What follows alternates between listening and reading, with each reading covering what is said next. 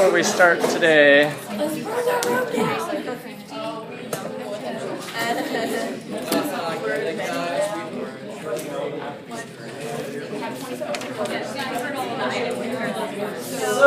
we are talking about monopolistic competition,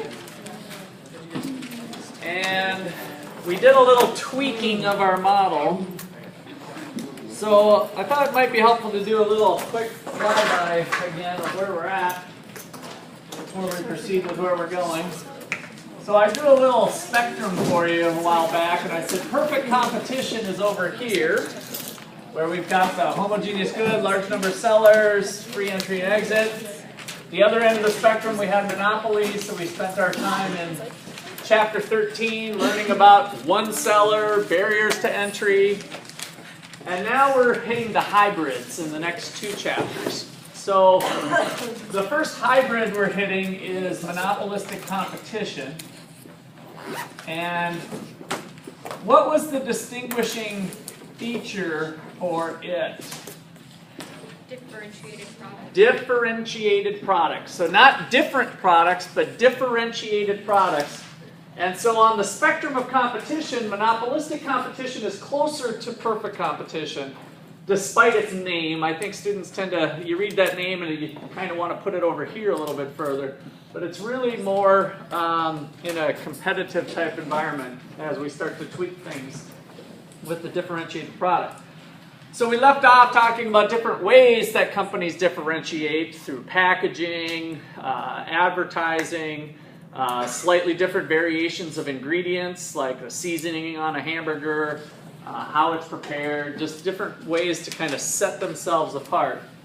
The one thing that I thought I'd mention that gets into a little bit more complicated topics, but a lot of companies differentiate themselves through packaging and bundling, which is a little bit of an advanced topic that we won't get to, but you guys see this all the time. If you go to places, maybe they choose to have people at the fast food restaurant come and kind of clear your plates for you, whereas other places expect you to just dump your tray yourself, right? So they're kind of bundling an additional service along with the hamburger, with the actual product itself. So there's a lot of bundling that goes on, and that's an interesting way to try to differentiate your product as well. So we're going to go through an example here of the fast food industry. And we're going to tell a little history lesson here. And we're going to start off with a farmer, Old MacDonald, who had a farm. And that farmer had an idea one day. He had some cows and did some beef, and he said to himself, you know, I'm going to make burgers fast. I'm going to make burgers fast. And so in California in the 1950s, he opened up the very first McDonald's. You got it. So he opened up the first McDonald's, and what he was selling here was the kind of fast food hamburger, right? So we got quantity of hamburgers being made down here. And Old MacDonald opened up his store at the corner of a fairly busy intersection in California. He was the first person to do this, so of course he had a monopoly on this particular good. And so we had a downward sloping marginal revenue curve that's twice as steep as the demand curve. Old MacDonald wasn't immune to the law of diminishing marginal product, so he faced some sort of marginal cost curve. And he maximized profits by producing the amount of hamburgers where the revenue generated by the last hamburger was just equal to the cost of the last hamburger. And then, of course, being a good profit maximizer, he charged the highest price people were willing and able to pay. So this is our monopoly setup, exactly what we had. And so maybe he was able to get 50 cents a burger or something. This is back in the 1950s, right? Where you could get something a little cheaper. All right. So this turned out to be a pretty big success. His business was doing really well, And it went so well, it went overseas, and there was a king over in Europe that said, wow, I heard about this farmer making hamburgers, and gosh, if a farmer can do it that easy, I'm going to come to the United States and become the Burger King. Yes, and so he opened up his store right across the street. Remember, old McDonald was at a street corner, so if we had the Golden Arches here, he ended up opening up the Burger King right across the street from old McDonald. Imagine that. And so what I want to think about is what happened to the market here for old McDonald's hamburgers when Burger King opened up across the street. What do you imagine happened if this was the demand for McDonald's hamburgers because he was the only show in town? What now is the demand for McDonald's hamburgers with Burger King located right across the street? What's happened? Shifts, right? So that new demand curve would be somewhere inside of this one, likely. So let's just say, we're going to keep things kind of nice and easy here, but let's say that demand curve was shifted in, and this is the demand curve with Burger King in the market. So this is the quantity of McDonald's hamburgers now. I've kind of switched the analysis, not to fast food burgers in general, but to a specific firm's hamburgers. And so we've got that coming in, and we can immediately see, ignoring some of maybe the details with the marginal revenue, marginal cost bit, but let's just say that we drew it in such a way that it comes through there, then they start competing on price. And now we see Burger King and McDonald's having to compete on price, and burger prices fall to 40 cents a hamburger. Well, there was this race car driver that saw that some king that was a foreigner and some farmer was making so much money, and his name was John Hardy. And so John Hardy decided to open up his own restaurant, and he opened it up right here, right kind of kitty corner from the McDonald's. And so now you've got 3 of these places that are offering fast food hamburgers. Each one puts their little spin on their burger. And we can now think again what happens to the demand curve when we get Hardee's in here. Right? And so competition's going to keep mounting. We got Burger King and Hardee's. We could maybe even throw in Wendy's, right? So now I'll kind of get to the chase here. Now we got all 4 of them on a street corner. And the demand curve keeps sinking in and in and in, cutting into market share, right? And so that's really the effects that are going on in an environment with monopolistic competition. The free entry and exit and this sometimes fierce level of competition is going to be kind of nice for the consumers. It's going to bring those burger prices down. How far are burger prices going to fall? What would be your prediction in a competitive environment such as this? How far are prices going to fall? When are people going to stop making fast food restaurants? When economic profit is what? Zero, right? So we got that same mechanism in place in this monopolistically competitive environment. All right, now I'm going to push your brain a little bit further. I kind of drew this a little bit sloppy just to kind of motivate the story. But as we have more and more competitors come in, would you tend to think the demand curve is actually going to get steeper or flatter? Flatter. Flatter, good, right? Why is it flatter? Because they're demanding more. They're demanding more? I don't know if I like that language. As the competition goes up, we have the more of an ability to react to changes. More reaction, yeah. More choices means more elastic, right? So the more elastic the demand curve, the more choices. Again, remember this is McDonald's hamburgers. McDonald's raises their prices a little bit, everybody runs across the street to Burger King or across the street to Hardee's, right? So we have a more elastic demand curve. All right, so that then sets the stage here for what the long run picture would look like. So what I'm graphing next is the long run graph for monopolistic competition. When you draw the demand curve, the monopolists might be kind of steep because they're the only show in town. But I want you to draw kind of a relatively flat, not too flat, but just kind of a relatively flat demand curve.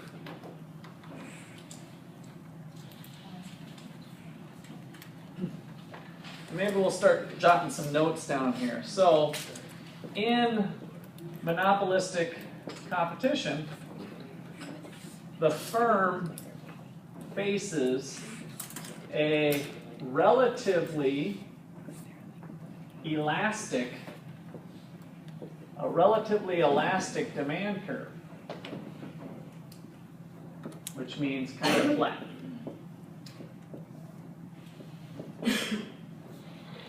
Because there are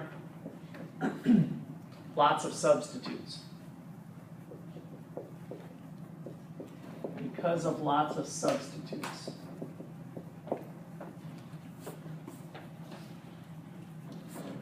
So that's the first part to our story.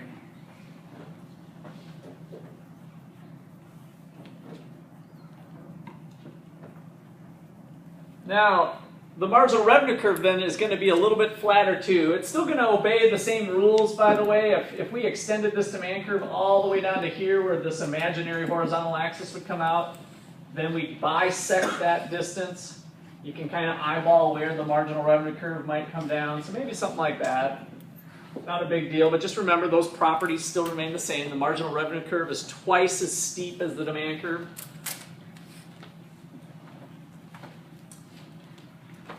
Again, nobody can escape the law of diminishing marginal product. So our kind of most general marginal cost curve would be upward sloping.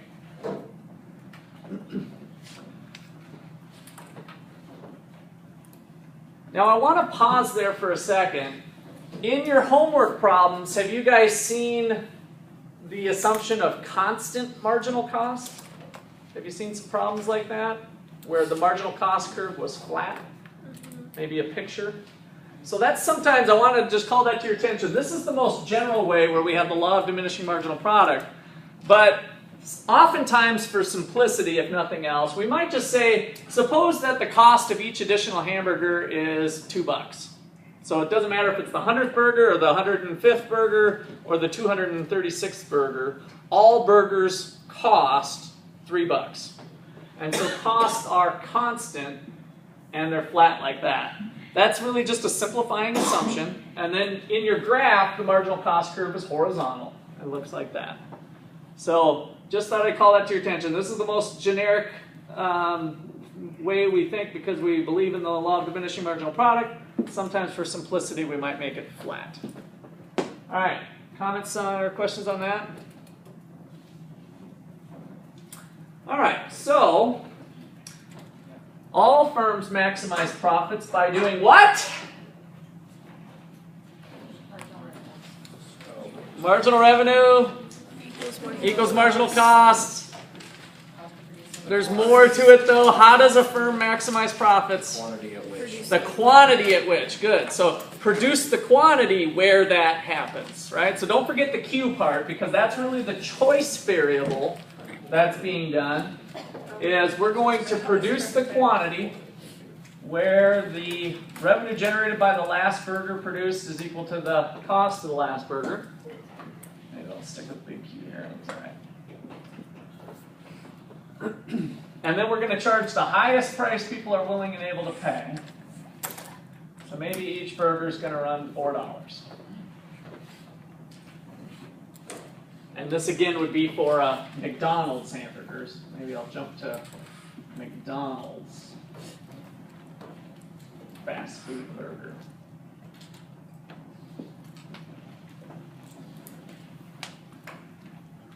All right, so the last part. In the long run, we predict that profits are going to be zero. Economic profits are going to be zero. Each firm is going to be earning a normal profit because if there's abnormal profits, somebody's going to open up something right across the street. And competition's going to drive that price down to something fair. If somebody comes up with some awesome seasoning and a special sauce, they might get some economic profits for a while, but sooner or later, their competitor is going to come up with a special sauce that's even more special. And then, right? So you always got this competition thing going. Possible for there to be short-term economic profits, but in the long term, we expect that that'll be competed away. And so when we draw the average total cost curve, it kind of has a special look. So watch me draw it. I wanted to go through all this first so that you've got this point identified. And when you draw the average total cost curve, you want to start up here. It's still bowl-shaped. Come down and just kiss that point. But then don't forget, it also has to bottom out at the minimum point where the marginal cost curve intersects it. That's what the average total cost curve would look like.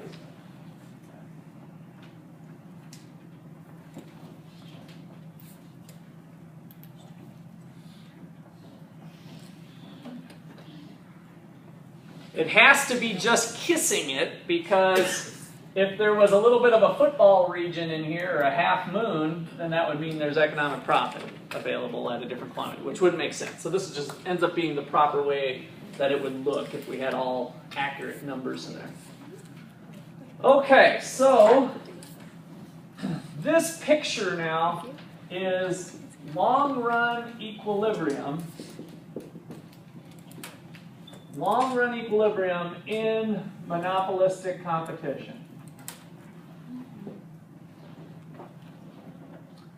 Price equals average total cost. I just drew a $4 up there for fun, but this is price equals average total cost, meaning that there is no economic profit. So economic profit is zero in the long run.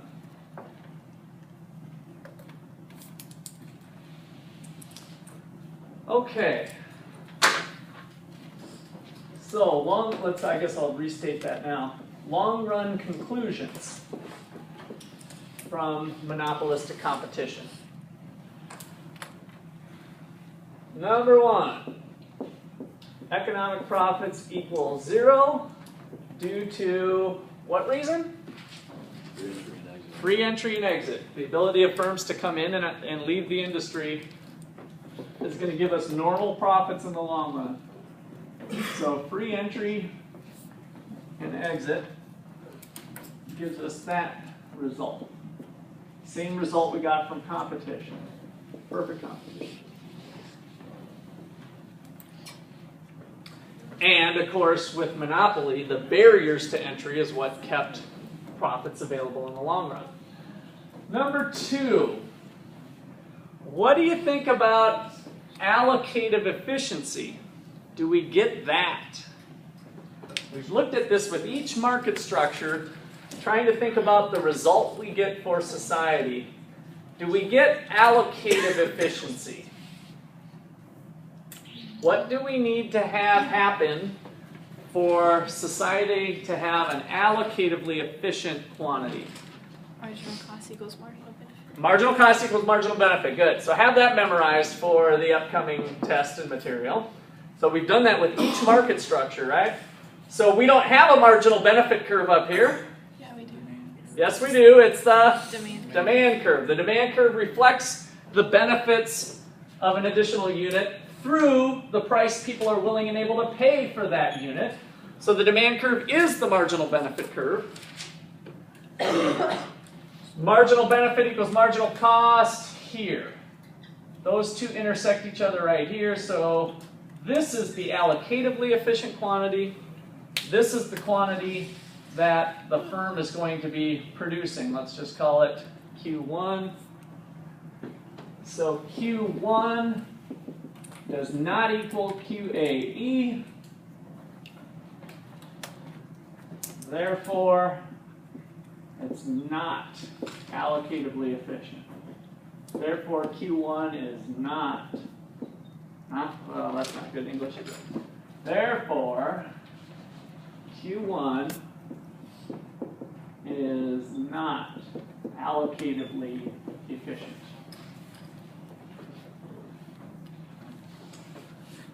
How about productive efficiency? Do we get production or productive efficiency for this type of market setup? No. In the long run? In the long run, which is what, I'm glad you brought that up. In the long run is what we kind of are concerned about. We kind of understand that in the short run there may be profits, there might be, but where's equilibrium? What's going to happen in this industry over the long haul?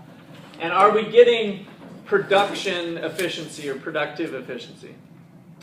No. What do we need? Your revenue. Bottom of the ATC. Yeah. Average total cost curve at the bottom. So the productively efficient point is, where's this orange?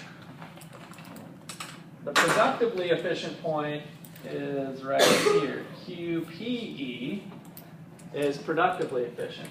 So since the market quantity that the firm is producing does not equal the productively efficient point, where it's at the minimum, you should have this in your notes from before, so I'm not rewriting that now. Therefore, it's not productively efficient for society.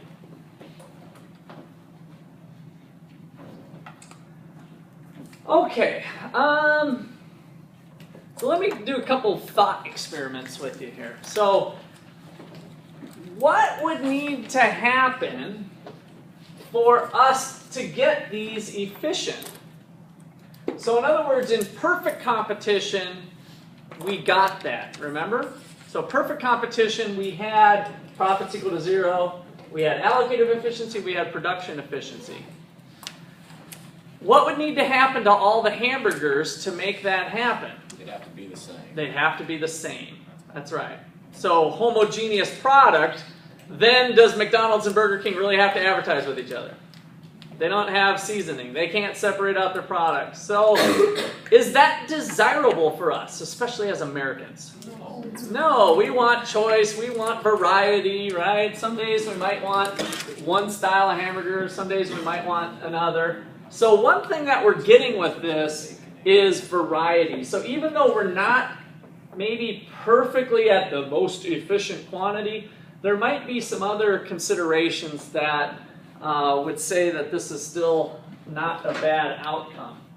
So I'm just going to put long-run conclusions. I'll throw this in here. Consumers get choice and variety. So the idea here is that's kind of missing from the bare bones of the model, is that consumers are heterogeneous, right? We are different, and so we have different tastes, and then this helps us actually match that up probably a little bit better. So consumers are not homogeneous. And so this provides kind of a nicer match for that.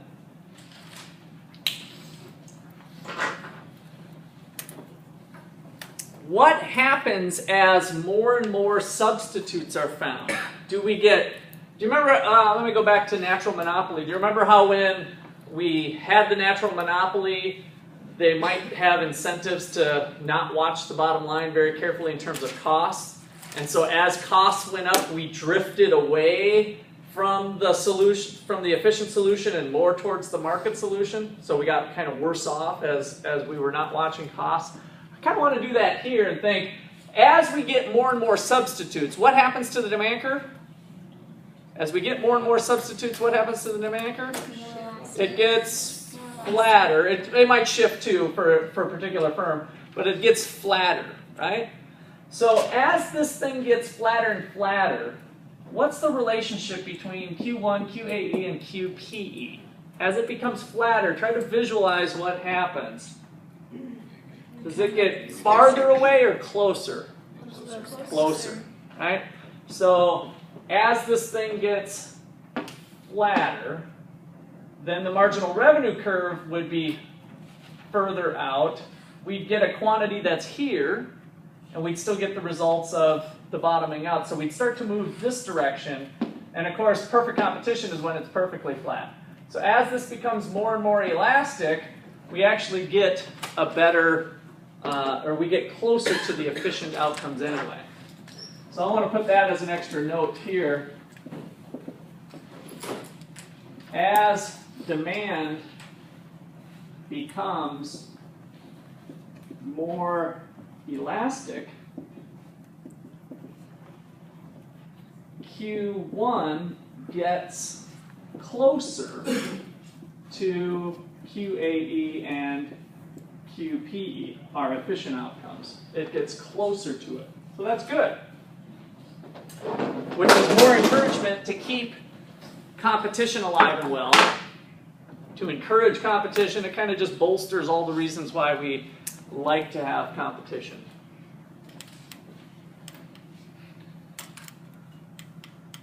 Okay.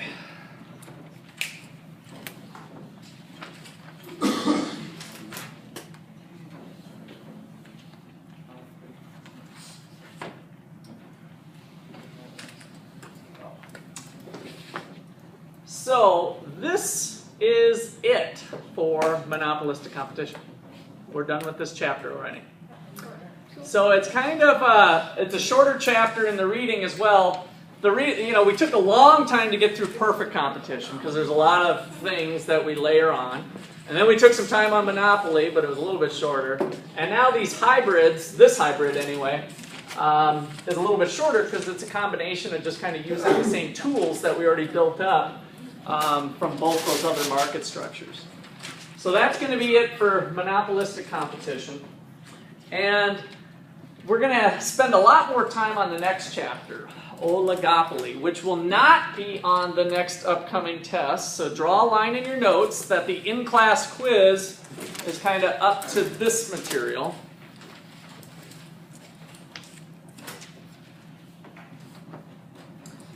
But we're going to jump to the other market structure. So the in-class quiz will be 11, well, 10, the little bit of 10. So the in-class quiz will be the little bit of 10, which was economic profit and normal profit. It was really just the first 3 pages of 10. It's in your syllabus. So you got the first 3 pages of 10, and then you've got 11, 12, and 13, and 14, right?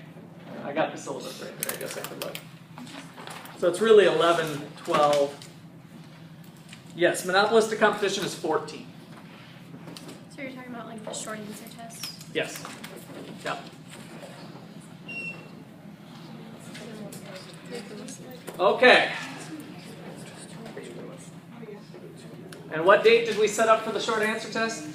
Next Wednesday. Next Wednesday. So make sure you get that down here.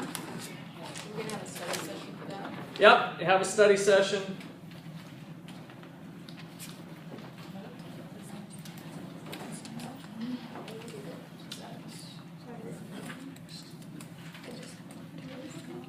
It's Wednesday the 6th. The 6th, yes. Okay, so on the other side of the last market structure, I'm going to leave my little spectrum up here. Most of the real world exists in the middle, like we talked about. And so we use these theoretical endpoints to kind of help guide us in our thinking about how we handle the real world. And our last one we're going to look at is called an oligopoly, which is the chapter 15 stuff. Oligopoly, another new word for you likely. And an oligopoly is somewhere closer to monopoly. Oligopoly.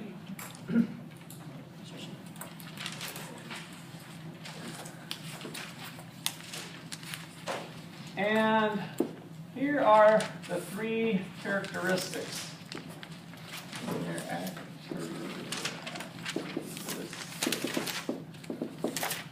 Characteristics. Just kind of keep scribbling out. Ooh, that is ugly. All right. 3 characteristics of oligopoly. The first one is probably the important one. Well, yeah, it is. We have just a few firms. A few firms.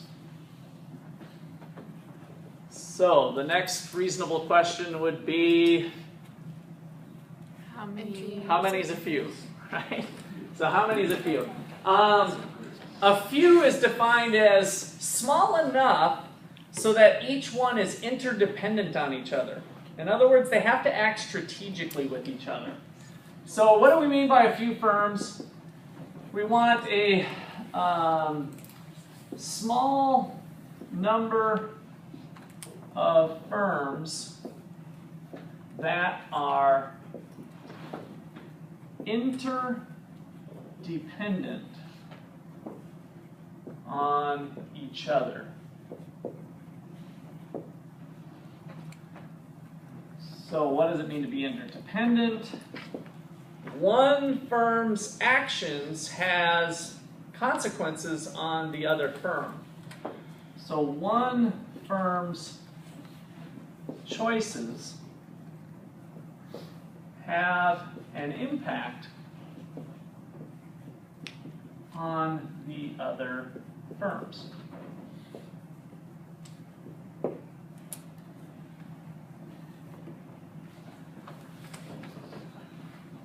Up to this point, when we had competition, we had a drop of water in the bucket, right? So the firm pretty much made its choices independent of the other firms. They were a price taker. Whatever the price was, they just kind of did their own thing. They operated in their own little silo, basically. And so now we're going to allow one firm's actions to have impact on the others. And this gives rise to strategic behavior. So this bullet here brings up the topic of strategic behavior. I cannot spell that. Behavior.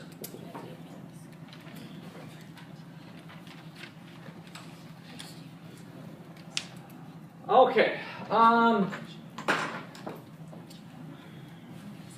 Second characteristic. We can have a heterogeneous or homogeneous good. So homogeneous or differentiated.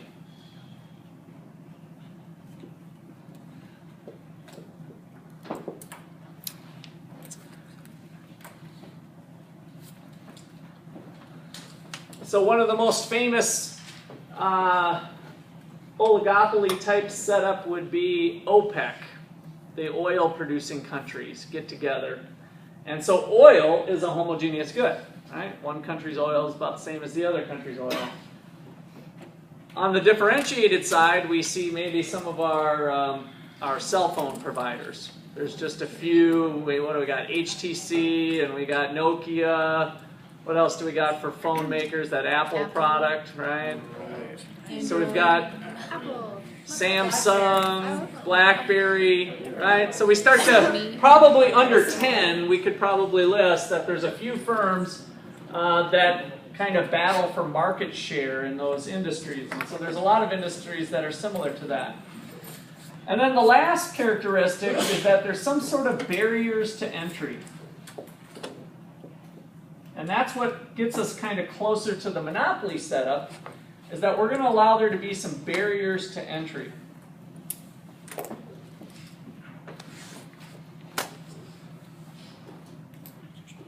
One of those barriers that we talked about with the monopoly setup, that is usually one of the things here with oligopoly, is there being a lot of high startup costs. That's a common one.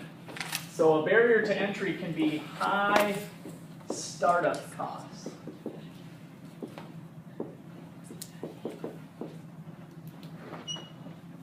Now we also talked, all the other things apply also, the patents and copyrights and, you know.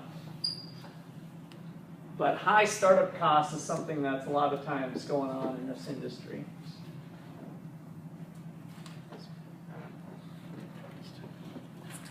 So you guys probably heard the news that, speaking of patents, there was kind of a famous patent that ran out here. I don't know if it ran out last week or fairly shortly it's running out. Anybody know? One of the drugs that you guys have heard of. You might not have taken it, but especially males sometimes. Viagra.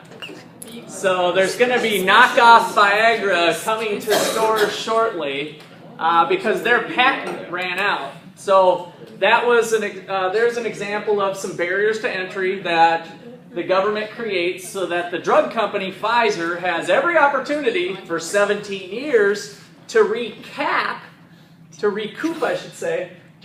some of the high startup costs, right? Because of all the research and development. Does anybody know what Viagra was actually originally intended to be?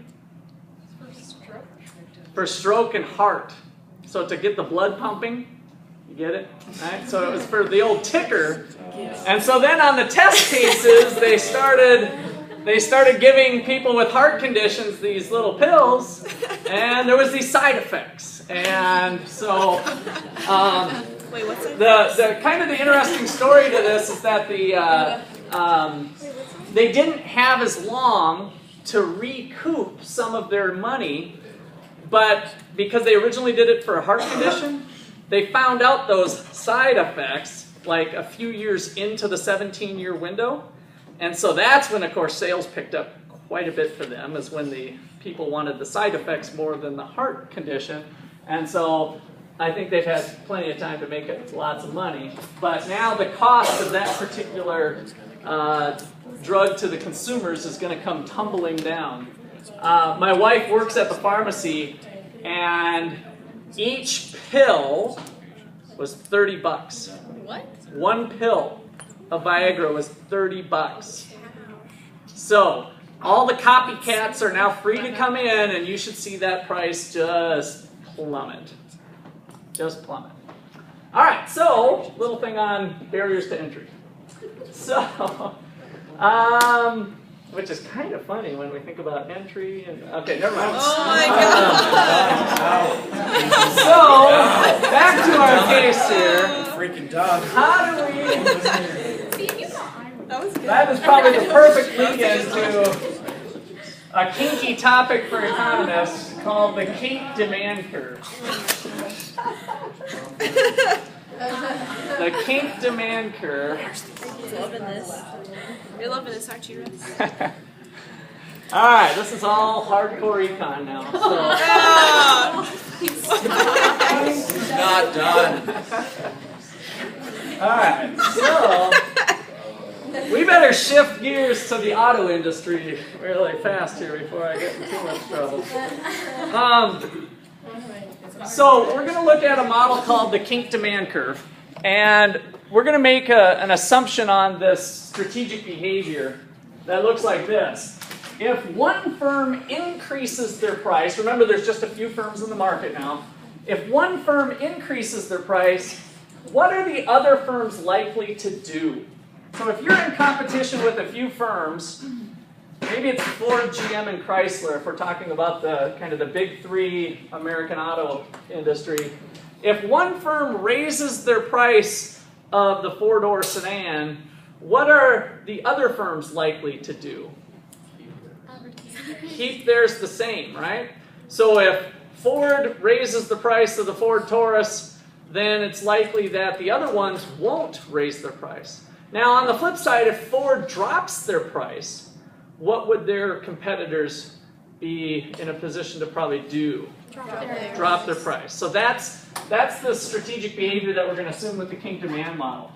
So here is the assumption of behavior, kind of the strategic behavior for this model. One, if one firm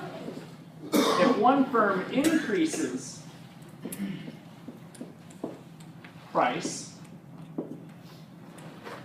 the other firms will not.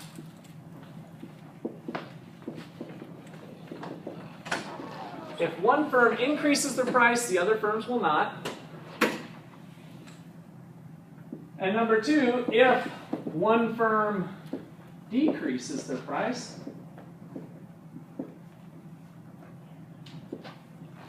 if one firm decreases price, the others will also decrease.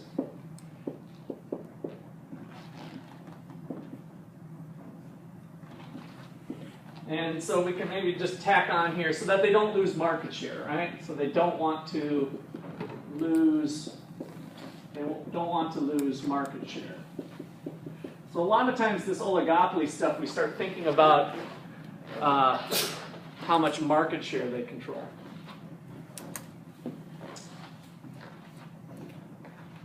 Which more recent things here in the last 20 years, especially with high-tech firms, is that mentality traditionally could be kind of destructive because we kind of have this vision that we're fighting over a fixed pie. And what I take, if my market share goes up to 50%, then yours is going to go down, which is true if we're just looking at the number of firms.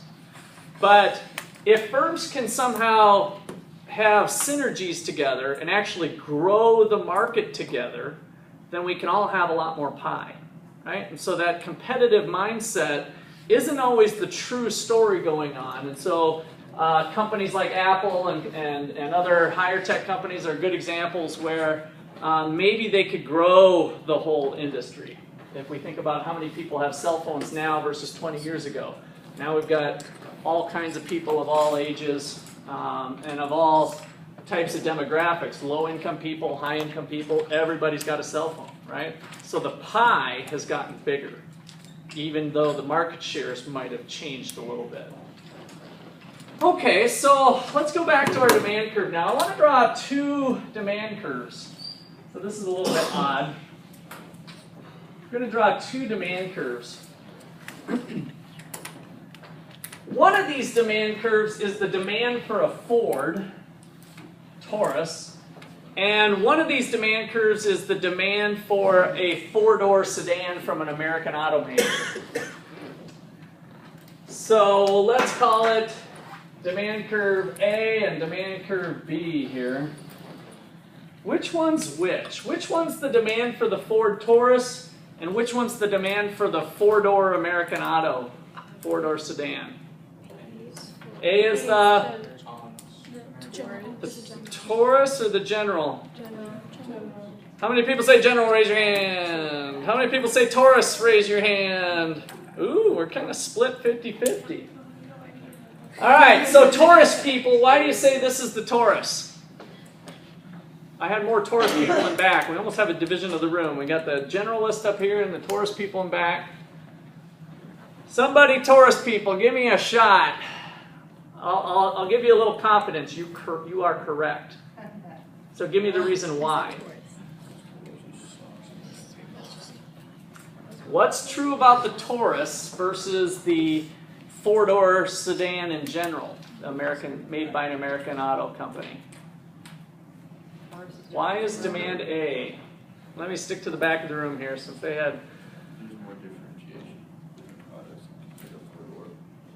More options available. More options available, right? Yeah. So if we think about the number of substitutes for a four-door Ford Taurus versus a four-door sedan in general that's an American auto, the Ford Taurus is a four-door sedan made in America. So it is one of these two. So what are my options here? Well, I can buy a BMW, I can buy a Toyota Camry, I can buy something else. But if I'm up here, now I can buy a Chrysler or a GM. There's more substitutes associated with this one. So this demand curve is the demand curve for the Ford. And this is the demand curve for the US auto.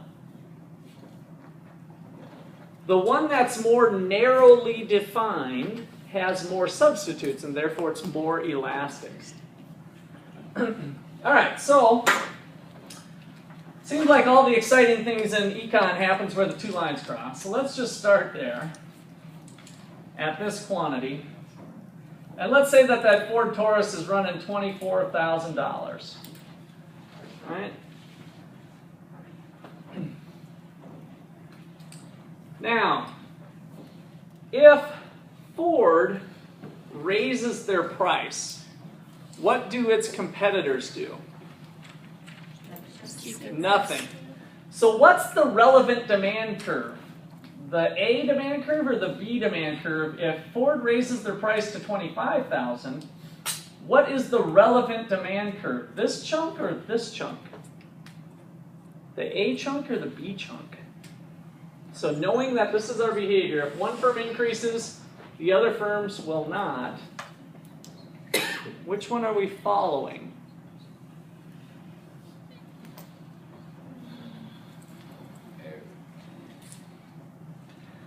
Let's go back to the law of demand. You guys got this here. So the law of demand shows that if there's an increase in price, quantity demanded will decrease.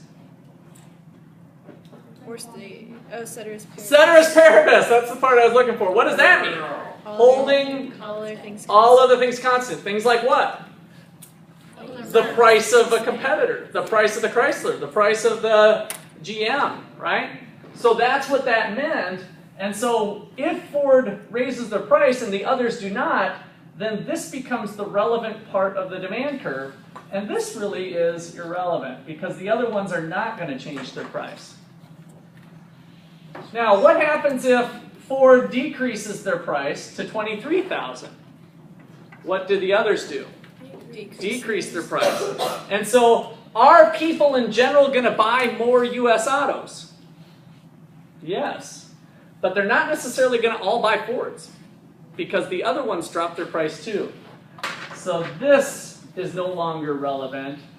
And voila! The kinked demand curve. Through the magic of the whiteboard, the kinked demand curve is revealed to yourself. We've got, this is really the demand for the Ford actually looks like this. So it's going to be different depending on which direction it heads. All right, so now, last thing, add a marginal revenue curve. Remember, it's got to be twice as steep, so it's going to go like this for the first chunk of the demand curve, twice as steep.